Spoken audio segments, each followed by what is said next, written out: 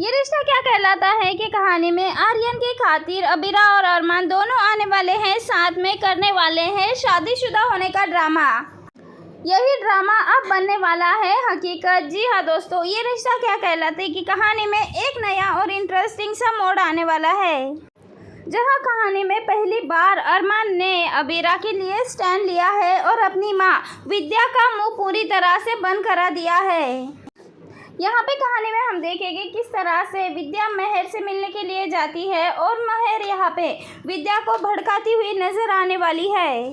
वही कहानी में हम सबने देखा है यहाँ पे महर को तो इतना ज़्यादा भड़काने की ज़रूरत भी नहीं थी, क्योंकि यहाँ पे विद्या हमेशा से ही अबीरा से नफरत करती आई है। हर तरह से अबीरा को अपने बेटे से दूर करना चाहती है। जहां अभी अब विद्या के दिमाग में महर डालने वाली है कि अबीरा को यहाँ पे पैसा या कुछ और नहीं चाहिए, बल्कि उसे तो सिर्फ और सिर्फ अरमान चाहिए। पोद्दार परिवार की खुशियों को छीनने के लिए ही अबीरा वापस से पोद्दार हाउस में आई है। अब इस तरीके से विद्या को भड़काया गया है, लेकिन यहाँ पे अबीरा तो सिर्फ और सिर्फ दादी सा के लिए आई है, क्योंकि उसे किसी से भी कोई मतलब नहीं है, ना ही अरमान से और ना ही अरमान के पैसों से। वही यहाँ पे विद्या अब अबीरा के पास आके उसके कैरेक्टर पे उंगली उठाती है, उसे बहुत ज़्यादा बुरा भला बोल देती है। यहाँ पे विद्या कहती है कि तू मेरे बेटे की लाइफ में सिर्फ और सिर्फ इसीलिए वापस आई है क्योंकि तू अरमान को एक बार फिर से पाना चाहती है, क्योंकि होली वाले दिन अरमान के साथ ही तुम थी और उसी के साथ रोमांस कर रही थी। अब ये सारी बातें सभी सुन रहे होते हैं और सबके सामने यहाँ पे विद्या अबीरा के कैरेक्टर पे उंगली उठा देती है। लेकिन ये सारी बातें जब अरमान सुनता है, तब अरमान विद्या से कहता है कि वो अभी के अभी अबीरा से माफ़ी मांगे। तब यहाँ पे विद्या कहती है कि तू अब इस लड़की के लिए अपनी माँ को माफ़ी मंगवाएगा।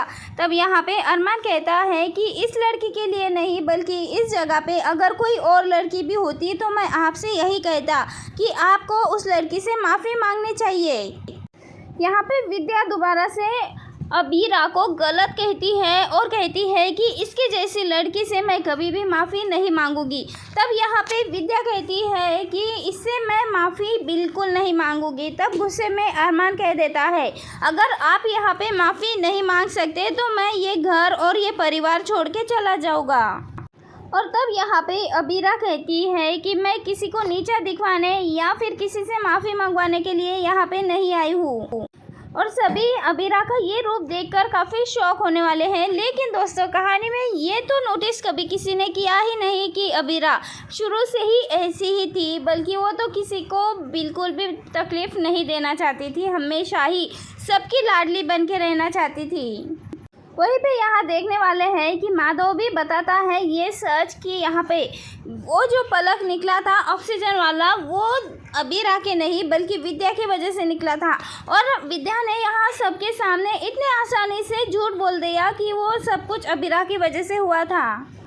यहाँ पे माधव अरमान को उसकी गलती का एहसास कराता है। यहाँ पे अरमान की तो बार बार से ये फितरत रही है कि वो हमेशा ही अबीरा को गलत समझेगा और अपनी माँ विद्या को ही सही समझेगा, क्योंकि विद्या के कहने पे हमेशा ही अरमान ने अबीरा के साथ गलत किया है, उसे बार बार अपने ही घर से निकाला है, उसकी बात सुनने से इनकार किया है। वही दोस्तों, अब आर्यन हॉस्टल से वापस आ चुका है और वो यहाँ पे एक लड़की से प्यार करता है और उस लड़की के फैमिली मेम्बर भी अब आने वाले हैं आर्यन के परिवार वालों से मिलने के लिए। अब यहाँ पे अबीरा कहती है कि दादी सा तो पूरी तरह से ठीक हो चुकी है और मैं नहीं चाहती कि मेरी वजह से किसी को भी कोई प्रॉब्लम हो या किसी को भी माफ़ी मांगनी पड़े, तो मैं खुद ही यहाँ से चली जाती हूँ। लेकिन तभी आर्यन कहते, भाभी आप यहाँ से ऐसे नहीं जा सकती। आर्यन कहता है कि मेरी गर्लफ्रेंड और उसकी फैमिली है ना, वो काफ़ी पुराने सोच वाले हैं और उनके घर में अगर किसी का डिवोर्स हो, डिवोर्स ये सबसे बड़ी बात है, उनके लिए बहुत ज़्यादा मायने रखता है। आर्यन कहता है कि जब तक कि उन दोनों की शादी ना हो जाए तब तक कि आर्यन के लिए अबीरा और अरमान दोनों को भी शादीशुदा होने का ड्रामा करना होगा। वही कहानी में हम देखेंगे आर्यन के खातिर अबीरा अरमान की वाइफ बन जाने के लिए तैयार है, उन दोनों के साथ पति पत्नी जैसा रहने के लिए तैयार है। और ये सब कुछ देखकर विद्या बौखला जाती है और भी ज़्यादा गुस्सा हो जाती है। लेकिन इसी गुस्से के चलते आखिर क्या नई साजिश करने वाली है विद्या, ये देखना बहुत इंटरेस्टिंग होगा। वेल दोस्तों, आप सबको क्या लगता है? अपनी राय कमेंट के ज़रिए हमें ज़रूर बताएं।